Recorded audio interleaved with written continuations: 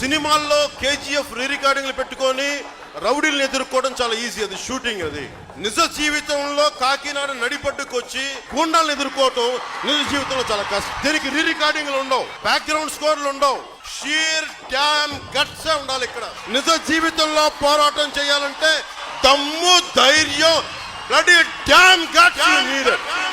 That's all you need. Here I come. Here I come.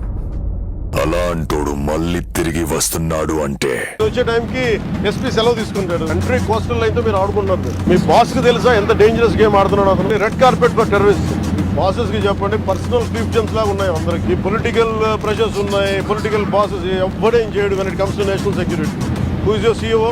Ask Praveen Aditya to come to Mangalgiri. Seize the ship.